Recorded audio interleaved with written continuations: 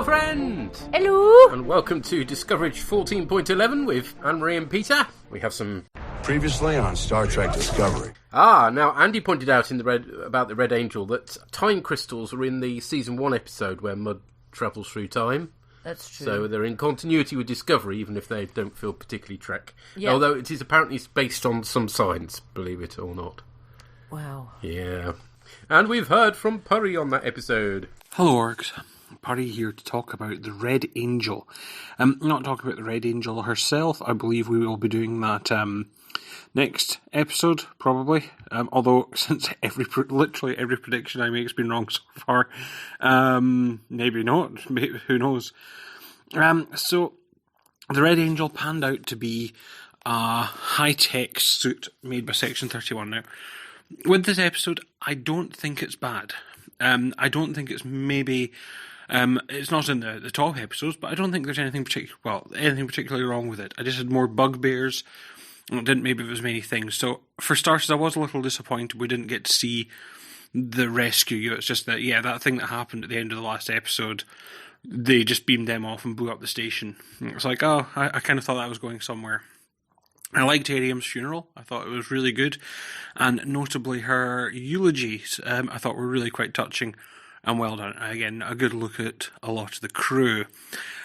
So my main gripes, I was going to say, it had some good, again, I think you guys said the Michael dying moment was properly harrowing, which is good, well acted, and it should be hard to watch. Georgiou as well. I love Georgiou. Because when Georgiou, it's one of these daft things now, when Georgiou is being nice, I'm incredibly suspicious what angle she's playing. So when she's being nice, caring, worried about Michael, I'm wondering, right, what's your angle here? Whereas on the other hand, when she's trolling Stamets and Dr. Dishy, that's like, yeah, okay, right, I know where I am now. I'm fine with this. I'm okay with this part. So that's always kind of the fun part with her. So again, nothing apart from her dressing as Avon, nothing particularly bad to say there. Like I say, the Red Angel being a Section 31 time suit powered by a time crystal, I can't help but feel that the script writer was going to come up with a better name for that and forgot. And by that point, the script was sent out, everyone was talking about time crystals, and they couldn't do the search and replace, which is rather a shame because, the time crystal things, it's not good. It's not Trek. Trek doesn't just say, here's a time crystal. I know we criticise the technobabble, but it just doesn't sound up to their normal scientific level of scrutiny. It's similar to the saw mines of last episode. It's the sort of thing I'd expect from Star Wars, for example. Or something else which doesn't pose, not a criticism, but something else which doesn't quite have such, it sounds harsh to say, scientific pretensions. Now, that said, again, I also wasn't keen on their plan, and I think that's why Spock had to stop everyone running into the room, because ultimately, Michael would only die if she thought she was going to die. Now, the problem is, if she's sitting there with rescue imminent, but future Michael's there, then obviously she knows she's not actually in any danger, so luring the Red Angel out. Basically, you can't lure your future self out by threatening. I can't put a gun to my head and say, come on, future me, come and rescue me, because my future me, if he exists, knows that I didn't pull the trigger, and if he doesn't exist, is because I pulled the trigger. So, as plans go, this one was fairly dim. I like the fact that Control's still lurking about, though. That was quite good and suitably grim. The spiky eye thing, I actually assume that's Section 31 security. On your phone, you type in a passcode, or do a thumbprint, or draw a little shape. And most of us, if we say, get a few too many beers in, and draw the wrong shape or type in the wrong code, the phone kind of gives you a warning vibrate saying, come on, pay attention. Section 31 obviously being a super squirrel secret spy organisation, they don't have just a simple vibrate. If you accidentally leave in your secret spy contact lenses from your previous mission and then go to an iris scanner, that thing's going to blind you. And that's your warning for them. That's what I think it is. How many blind Section 31 agents we have, I don't know, but I'm sure history does not record. So overall, it's an okay episode. I think it's we're trying to get somewhere, so it's kind of trying to mechanically move us from A to B. And I think every episode which does that suffers a little for being that mechanical. But, the series has still been really good, so I don't think... And again, it's still a solid enough episode. It's just not up to the standard of a lot of incredibly good episodes. So, all that remains for me to say is do keep up the good work. I always look forward to the podcast, and I'll hopefully feedback for the next part. Although probably not downloading from this hotel in Derby because the internet's rubbish. So until then, bye for now. Bye. Shame on you, Derby, for having crap internet. Yeah, that it was a bit OTT security, that Section 31I thingy, wasn't it? Yeah. Wouldn't encourage you to use it, would it? What happens if I get it wrong? What? It was an odd plan too, considering. Yeah, it just struck me. I mean, it only worked because actually it wasn't Michael in the suit. Yes. It only worked because they were wrong. Yes. Bizarre. Yeah. They should have called them chronoton crystals. That sounds far more Trek. It does. You know, because they have chronoton energy, don't they? And chronoton particles. Yeah, it does sound like they just just call it time crystal for now and then forgot to correct that. Yeah, it does a bit, yeah. Yeah, and we'll see more of Giorgio's selective niceness in today's episode as well. Yeah. Right, so let's move on to whatever it was called, and I've forgotten already. Hurrah! Perpetual Infinity. Thank you, and beyond. I am my own man. A man who has demonstrated with his every action a willingness to operate from several different truths simultaneously. It has allowed you to make questionable moral decisions while avoiding the destructive power of human guilt. You believe in the ends more than the means. That pattern of behavior is useful to me. Struggle is pointless. You won't win. You joined Section 31 to keep a brutish universe on its knees, Captain. To maintain order by any means necessary. Your evolution, our evolution, is not a desecration of that oath, but its very fulfillment.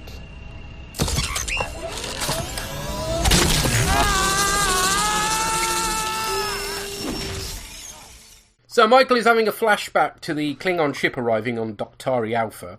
Not a fan of the design of the ship, but beautifully rendered as it comes down to land. Then she comes round from her radiation poisoning.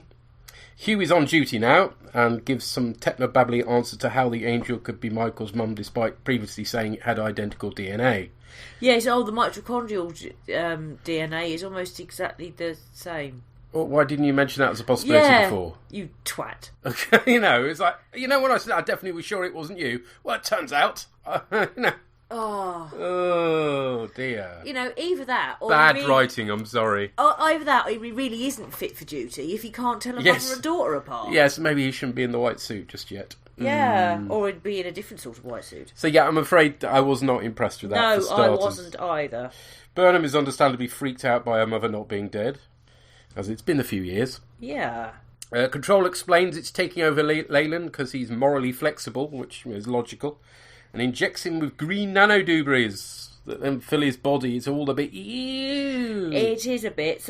But it means that it wasn't a Section 31I thing. That was Control having taken control, badum-tish. Yeah, but obviously it would have, the eye system would have had to have that capability for Control to be able to do it, unless it's built stuff onto it. Yeah, it has. It's added to it. So it was a eye scanner, retinal scanner, and Control had taken over it and stabbed him in the eye because it injected itself into him. Yes, but how did it do that? Control wasn't controlling anybody at that point. But it was controlling stuff. They said that they got it out of Discovery, but they didn't know how many other ships had been affected by it. Yeah, but my point stands that it would have had to have been built into that ship to use in the first place. The ability to poke somebody in an eye. I mean, the fact that it's controlling it is, by the by, the fact that it exists in the first place is not great design, I can't help feeling. But how else is Control injected with nanobots? Well, it's got like floaty robots at that point, and sit him in a chair and all the rest of it. Yeah. No, I don't think that it doesn't work. Was supposed to come out. I think Control adapted it. I think Control, because he's already got the robots there. He's used the robots. All that shit doesn't make any sense to me. We've got no idea of how Control has managed to do this. Well, how does Control strap Leland to a chair? Exactly. I mean, that doesn't make any sense. I couldn't understand. I assumed that was happening in his head initially, and then it turns out that no, it's not. It's just weird. Again, bad writing. Anyways, after the teaser, Michael watches her mother's mission logs. She's unable to stay anywhere other than 900 years in the future for very long. It sort of elastic bands her back again. And 900 years in the future is when Control has wiped everything out. Except it clearly doesn't, because we've seen plenty of the future and there's no Control there, so Yay, prequels! Leland Control is casting doubt on whether Michael's mum is who she says she is, and saying that she could be a Trojan horse. Not enough legs, surely. Anyway, he sends a reluctant Tyler to spy on Discovery, and Giorgio notes a change in Leland, because she ain't stupid. Nope. He's playing differently, isn't he? Yeah. He's got an odd name, isn't he? Van Spang or something like that. I've made a note of it somewhere. That sounds like a porn name. Alan Van Sprang. Yeah, he does sound like he ought to be in a porn film, doesn't he? Anyway. Section 31 porn. I don't want to know about that. Blimey. Dr. Burnham, as we're going to have to call her, because we never learn her first name, I don't think, is asking to see Pike alone. And Michael flips, because she wants to talk to her, understandably. Yep. But, yeah, well, Dr. B denies knowing anything about the 7 signals, so presumably that's going to play out later on. And demands the destruction of the sphere's data so Control can't get hold of it. Saru flips at this idea, because, it's kind of like destroying important information. He's not going to be up for that, is it? Compare it to the library at Alexandria. Yes, exactly. And meanwhile, Ash is surreptitiously copying the data. Except not very surreptitiously, to be honest. Not really. If they were paying any attention to him, they'd realise he's got something dodgy in his hand. They would do, yeah. But then the data stops them from deleting itself somehow. Okay. Ash refuses to return the data to Leland. Leland seems cool with that initially, which is odd. Michael and Spock persuade Pike to let her speak to her mom, but she just wants to escape. Back to the future!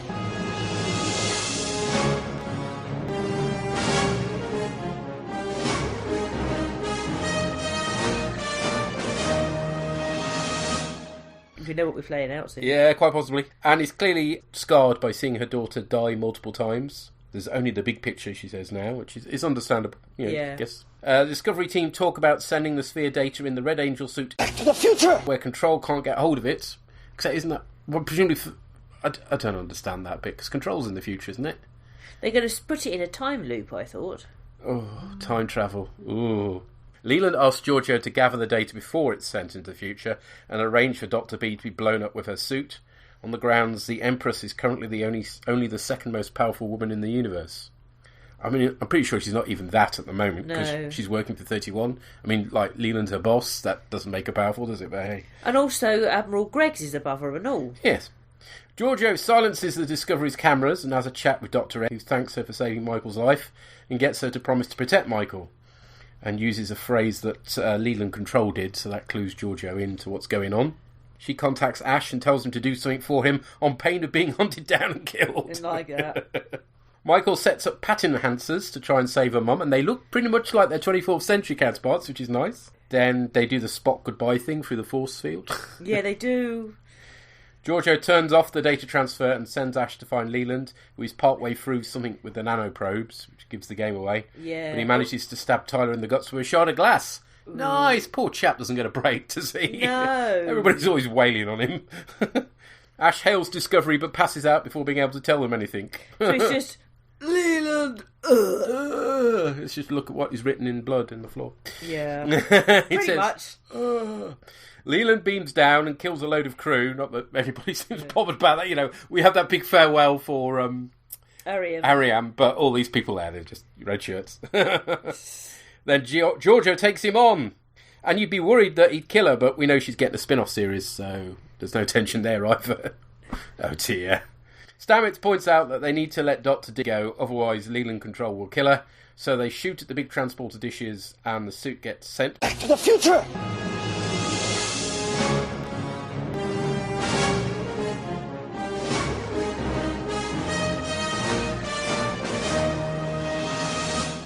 along with her.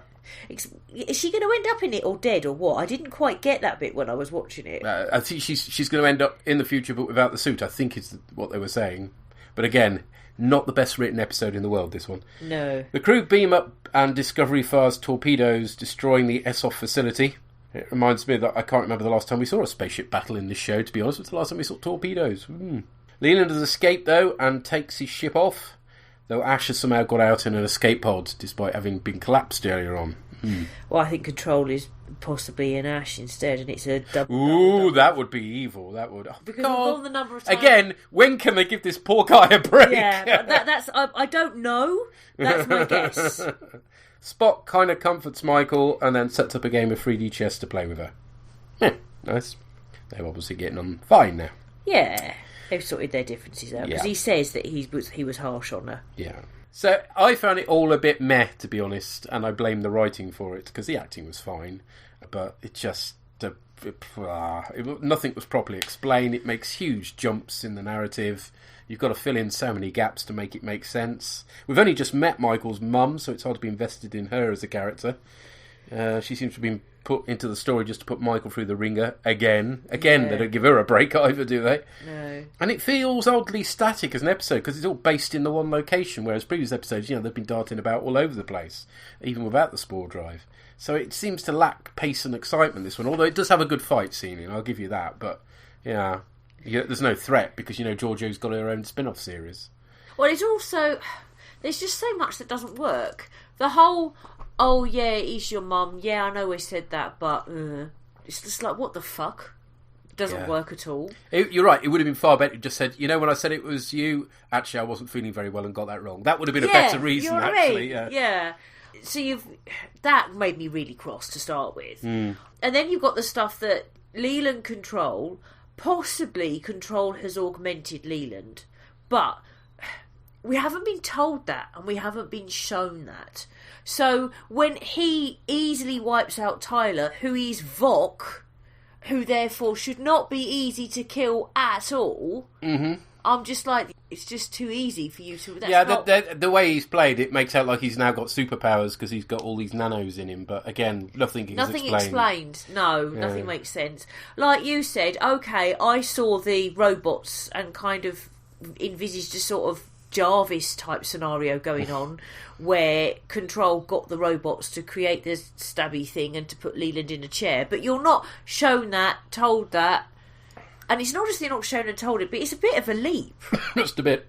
There's nothing there to tell you why or how it's happened, really, is there? No. And then you've got, let Michael be all emotional with her mum, while all her mates are getting the shit kicked out of her behind her by Leland. Why doesn't she go and fucking sort that out? Yeah, because it's her mum and... It's just... And also, there's no time for the fun characters in this episode at all. I think Tilly gets one line at the start, which is quite amusing, and that's it. And we haven't seen Jet Reno or Linus in ages. I mean, it just... why did they bother introducing Jet Reno? She's been doing nothing for ages. And then she was in the first one, then she cropped up a bit later on, like, we'd forgotten about her at that point. It was like, oh yeah, she's still a thing on this ship, is she? Also, now that we know that Saru is basically some kind of predator, why not send him down to take on Leland and fire those things at him that he fired in that episode? Oh, yes, these super pointy things. Sticky things. Yeah. Whatever I don't know what they were, but what? He should be going down and doing that, right? The chief of security, Narnbread, is just... She's being rubbish. She's shooting like a stormtrooper and not being effective at actually hitting anything. Giorgio is like fucking supposedly kicks ass and, she's not even putting up a particularly good fight. Plus, they seem to all be fighting him one at a time. Yeah. Bundle? Yes. What the fuck? And then it's like, oh, yes, I am Spock and I have got a clever plan. Use time like water, erosion.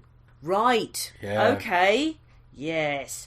And so we're going to send the sphere too far into the future and then it can't get it.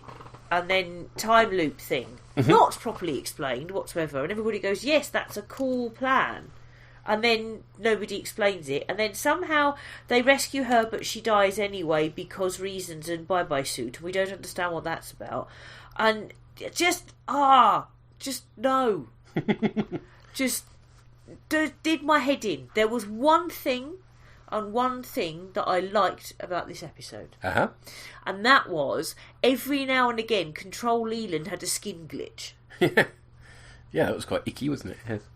That was Nobody's going, oh, it's the Borg. It's like, no, I don't think so. They're just using similar sort of effects. Yeah, but that was what I liked. Yeah. That was it. Yes. Right. Made me cross. Let's see what other people thought then. We've heard from Doreen, who writes, this wasn't at all bad. I found the mitochondrial DNA explanation worked to explain the Red Angel as Dr. Burnham rather than Michael. Glad you did, because No. As even today, people seem to prefer tie people together through mDNA rather than just normal DNA, as it's passed directly from mother to child rather than being half given from each parent. I must have missed that lecture, I'm sorry. Yeah, let's face it, everyone could be forgiven for assuming DNA so close to Michael could only be from her, as her parents were supposedly dead.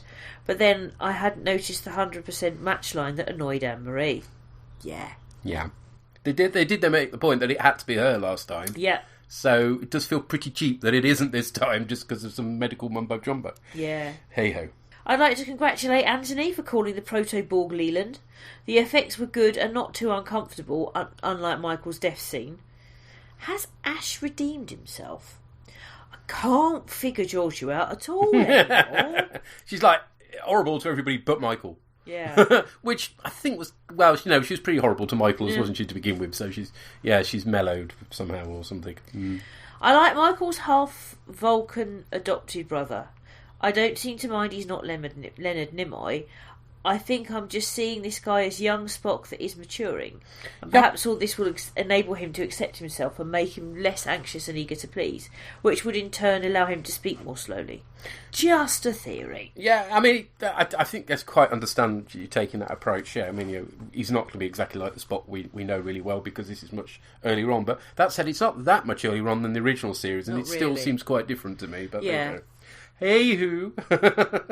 Thank you, Dory. Thank you, Dory. We have heard from Martin. Good morning, Orgs. Unless you're living in Perpetual Infinity, in which it could be any time of the day. Right, well, this is Martin again with some thoughts on this week's discovery. And we still haven't solved the problem of how the scans identified the Red Angel of 100% Michael. We seem to have skipped over that one, unfortunately. I guess it's best just not to ask too many questions, but we have been verified that it is actually Mrs. Burnham.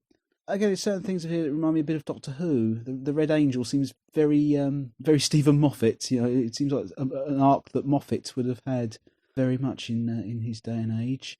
And again, you know, Mrs. Burnham herself, Commander Burnham, I think she very much the kind of the lonely god. There's kind of playing up to that a little bit. That I've seen all time and space. You're all ghosts to me, etc. Even after all those mission logs in which she perpetually seems to be all about Michael and all about getting back to Michael, suddenly after all of those, she's kind of come round to the other way. We seem to start off with again a more talky episode, and then again a large action set piece at the end. It seems to follow the formula. It moves the plot along. It's perfectly functional. It's a good idea to throw the Red Angel into the future. Although I don't know if they have been trying to separate Michael's mum from the Red Angel as it kind of went catapulting back into space, and it ended up sort of taking her with it for some reason. I'm not sure exactly how it managed to pull her back in, but then we are talking about some kind of super technology which we don't really understand. Leland seems to have gone full Borg. Ash Tyler, it looks to be on the brink of death unless Control's taken him over, which would be very unfortunate 2 seasons in a row. First he's got the Klingons, then he's got Control. He's going to come up with some terrible issues come season 3. And I presume that Leland's going to be compared to the Borg somewhere along the line. I think there was a lot of information there. And that little download circle as well, I see Giorgio stopped it, but unfortunately didn't see fit to remove it from whatever storage package she put it on, unless removing it would therefore alert Leland more. And that's it. The Control as well, when it was showing all the faces of the crew, reminded me a bit of Buffy. Reminded me a bit of the First Evil, which was a big bad that could be basically any dead person it wants. It just appeared as a number of characters from the show's past who had died, which is a marvellous villain for a final season. Getting an enjoyable enough episode, and it moved the plot along, but there wasn't an awful lot there. I know I'm sounding a bit disingenuous towards this one, I think, but I know we're about 3 episodes, I think, before the end. There's 14 episodes in all this season, I think, so I'm sure things will be coming to a head soon. I mean, we now have our mission, don't we? The sphere, we have to stop the sphere's data falling into Control's hands.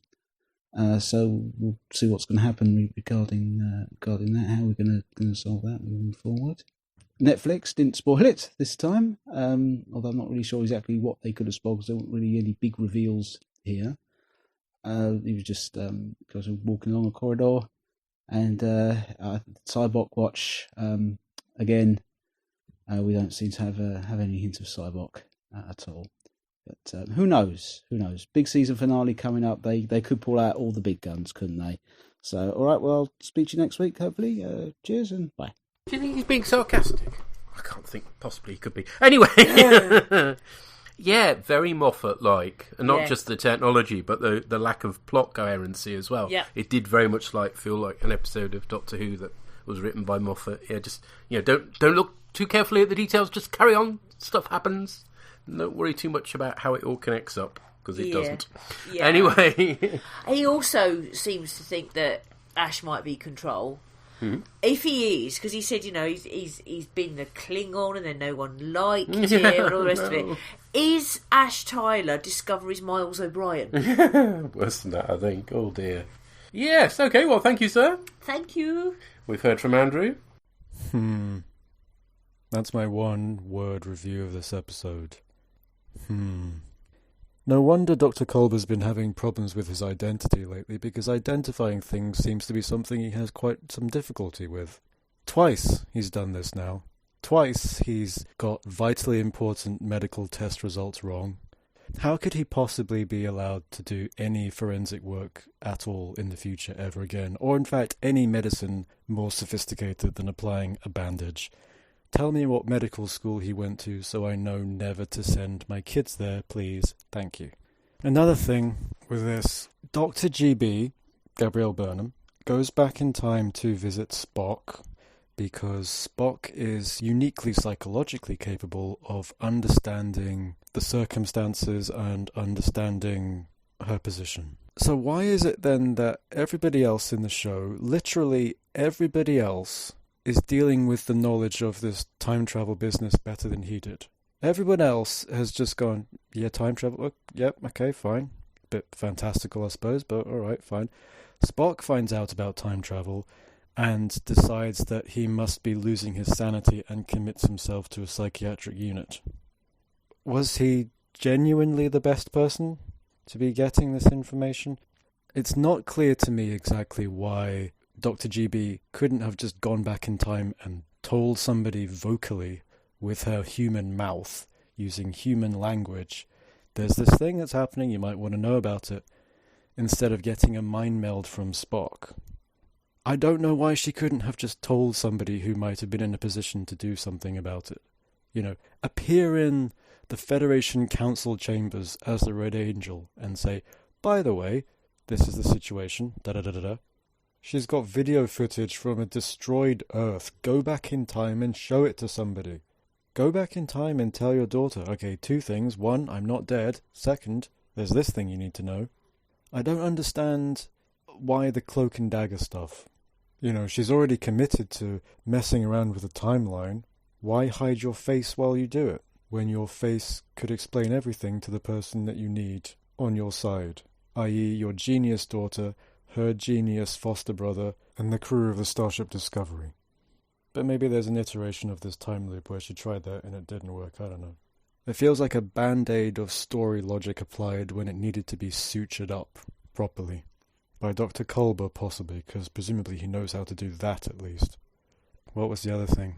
Oh yeah. If they need supernova-level energy to beam Dr. GB into their time stream, and they just happen to have that lying around in the form of the dark matter particles, I'm less forgiving of that, mainly because that would have been incredibly useful in the previous episode when they had to go to the planet that was rich in deuterium, where they could make an enormous plasma reactor to power the device that's going to trap the Red Angel. If they had this energy with them from the start, they could have used that instead. Except, didn't they get rid of all the dark matter in the episode where they did the donut in space over Terrelysium and flinging all the dark matter asteroid into space?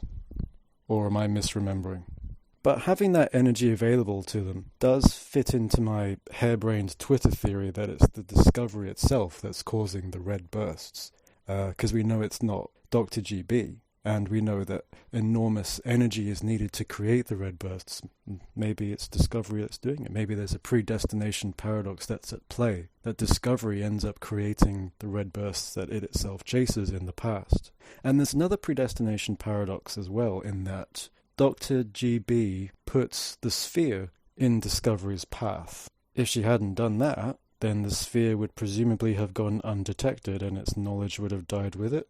Maybe the solution to this is to somehow stop that from happening, because they make quite a big deal out of the sphere knowledge in this episode.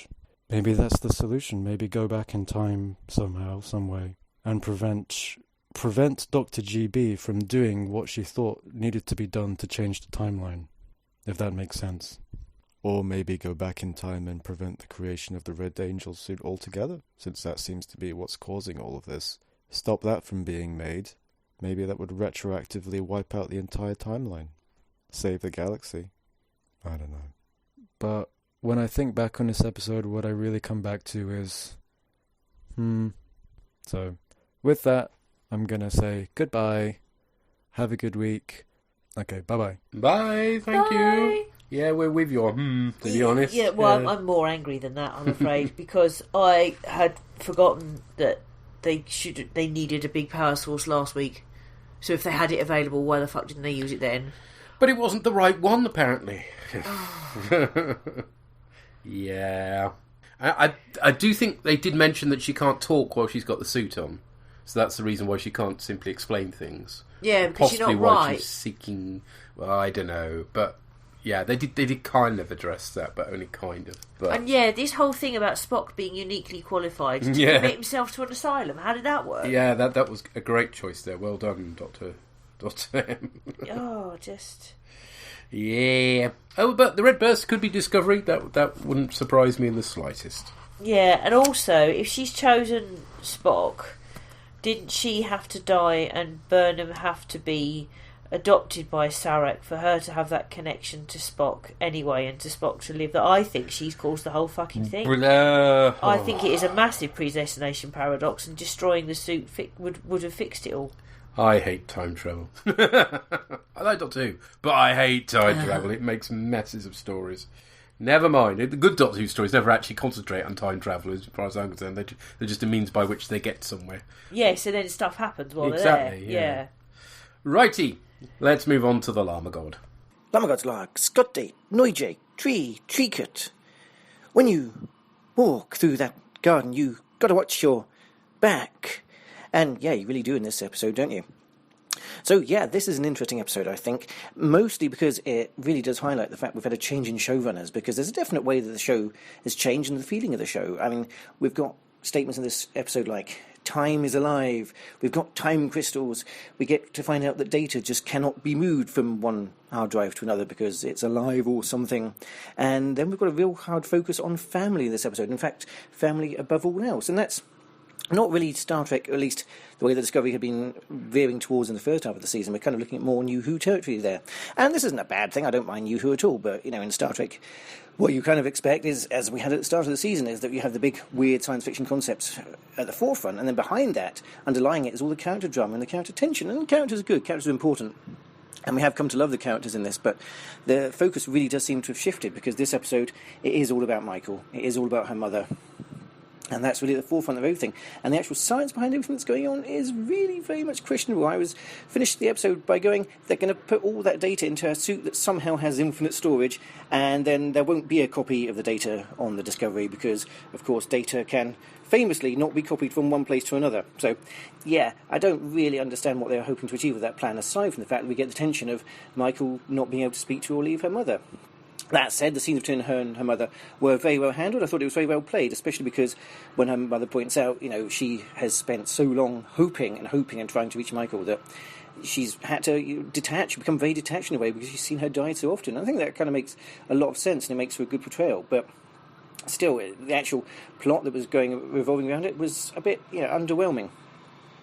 I also remain to be scared that and worried that we're going to see that Leland is actually going to be shot into the future or into the Delta Quadrant, and we find out that he is in fact the origin of the Borg or something, because in this episode we get to see him injected with very Borg-like nanites. I'm slightly worried about where they're going to go with that. I hope they can resist that urge, and we just find out that Control eventually withers out, but I've got this very, very bad feeling that it's going to come back at the end of the season and be revealed that's where the Borg came from all along. They're always going to come back because they're always Control or something, so I don't know. But still, it is interesting to see that how they're puppeteering, Leland to use him, as a fleshy avatar. And what I did like in the episode was that Giorgio actually managed to see straight through it, because there's going to be at least one clever person on this crew. And also nice to see that she wrote Ash in as well, and that he hasn't completely fallen to Section 31. He's still got his dilemmas. He's still trying to do what he thinks is best, and what Leland was suggesting wasn't best. So I was glad they were both able to see through that. The main problem with this episode for me, though, and this is a silly problem, is the actress who plays Michael's mother is, of course, from The Wire, in which she plays a character called Greggs. So, I guess that's maybe why Admiral Cornwall in this episode, but that's going to cause confusion going forwards. They can't have too many Greggs. I mean, you can't. You can, actually. I mean, if you have too many of the sausage rolls in a row, you're going to start going a bit weird. But overall, I mean, this wasn't a bad acted, a bad episode, a bad directed, a bad performed episode, but ultimately it just didn't quite gel as previous episodes have done with Star Trek Discovery, and as I say, it does seem like the showrunners are really starting to settle in and putting their own spin on the story now, so it's going to be interesting to see how we actually resolve this and what those 7 unexplained signals or whatever do turn out to be. So we'll see. But as ever, be interested to hear what everyone else has to say, and until next time, glory to you and your cast. Thank you, sir. He did apologise. He's staying in the middle of a building site, otherwise known as Birmingham. Hence the noise in the background. Oh, right. He went to a new Who place as well, unsurprisingly. Yes, yeah. Although I think he was looking more happy with it than we were. Yeah, and I hadn't realised. So this new showrunner... Showrunners, I believe. Oh, I was going to say, he's one of the Moffat. Is that the problem? I don't think so, no. Leyland better not turn out to be the origin of the Borg. That would just be silly. I think it's just people jumping to conclusions because the effect's vaguely similar. It's green, but as we've already established, green's going to be the colour of the 3rd season anyway. So, right, not purple. No, we're going to go with the Cornetto theory. Oh, yes, Martin, I think, posited that. No, you're right. So, yeah. We're saving up more green for next season. Right. Okay. So there we go. We do know the name of the next episode. All right. What's that then? It's no, stop it. Through the Valley of Shadows. So, Borlons maybe. I don't know. Unlikely. I can't have a feeling. Yeah. Even less likely than Leland turning out to be the origin of the Borg. Anyway, we'll catch you then. Cheerio, bye. Bye.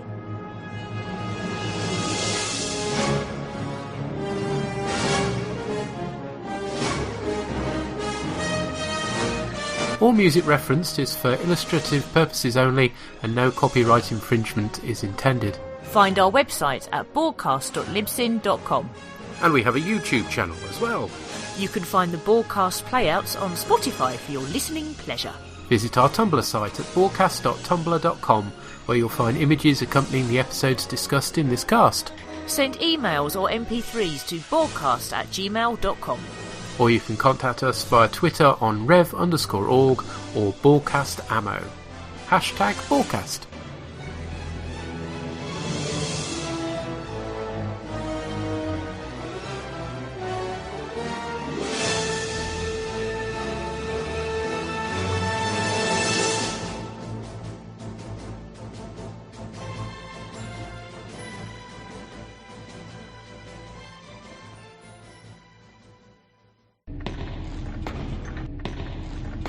Shut it down! Off, you bugger. Off.